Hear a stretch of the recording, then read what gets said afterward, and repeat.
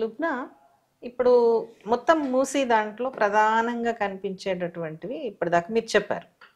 అయితే హైదరాబాద్లో అంటే అంత పెద్ద చిన్న చిన్న కన్స్ట్రక్షన్స్ ఉంటాయి. అవి గుళ్ళు కావచ్చు, లేకపోతే దర్గాలు కావచ్చు, అట్లాంటివి శ్మశానాలు, అవి అవసరమైనటువంటివి. ప్రధానమైన కన్స్ట్రక్షన్ ఎంజీబీఎస్ మెట్రో స్టేషన్ వచ్చాయి. అంటే అవి కూడా ప్రజలకు అవసరమైనటువంటివి. కానీ అంత డైరెక్ట్గా నదీ గర్భంలో కట్టిన తర్వాత దాని ఇంపాక్ట్ చాలా పెద్దగా ఉంటుంది కదా. తప్పకుండా ఉంటది కదండి. It's not a bridge. It's not a bridge and you directly ఆ పిల్లర్స్ అవన్నీ ఆ స్టేషన్ మొత్తం మెట్రోది లోపలే ఉంది. బరువు ఉంటుంది. And I don't even know how soil testing అంతా చేస్తారు వీళ్ళు, but still you know it can be avoided. నదికి డిస్రెస్పెక్ట్, నదికి దాని నీళ్లు దాని అవసరం దానికి ఉంటుంది, దాని హోల్డింగ్ కెపాసిటీ క్యారింగ్ కెపాసిటీ ఇవ్వాలని చెప్పేసి అక్కడ కట్టకుండా డెఫినెట్ గా there will be an alternative అండి. ఇక్కడ ఏంటంటే నదిని నదే కదా, అయినా పైగా మూసి పెద్ద నీళ్లు లేవు, కనిపించట్లేదు. నీళ్లు కనిపించటం అనేటటువంటిది ఒక ప్రధానమైన అంశం. నదిని డైనమిక్, ఇందాక నేను చెప్పాను కదా, డైనమిక్ బాడీ అండి అది.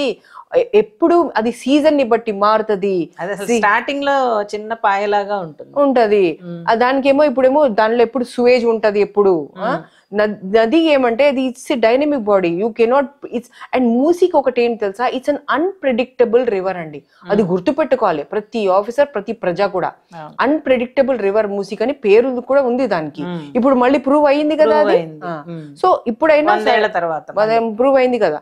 So we have to be very careful with this Musi నది. అండ్ ఎంజీబీఎస్ ది జరిగిందైతే నేను సిగ్గుపడ్డాను తెలుసా. నేను ఏంటంటే చూడండి, వాళ్ళు దిగి ఎక్కడి నుంచో వెళ్ళాలనుకున్న వాళ్ళు, ఎక్కడి నుంచో వచ్చి దిగిన వాళ్ళేమో ఒక తాడు పట్టుకుని వెళ్తూ ఉంటే నీడి హైదరాబాదులో ఏమైందిరా భయ్, ఇదేనా నా సిటీ అనేసి ఇట్లా అయింది తెలుసా నాకు.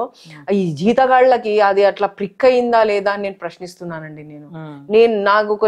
నేను ఒక యాక్టివిస్ట్ గా ఉండి నాకు ప్రిక్ అయ్యి నేను అషేమ్డ్ గా అయిపోయాను తెలుసా. నేను ఏంట్రా బా ఇదేనా నా సిటీ, ఇంతేనా అని లైఫ్ ప్రజలు చచ్చిపోతున్నప్పుడు కదా, 3 చచ్చిపోయానంటే నాకు వద్దు, ఇంకా న్యూస్ వద్దురా బాబాయ్, నాకు 2 days న్యూస్ వద్దు అని అట్లా అయిపోతుంటాను నేను. ఇట్ ఎఫెక్ట్స్ అండి. Because see as activist we know what is to be done.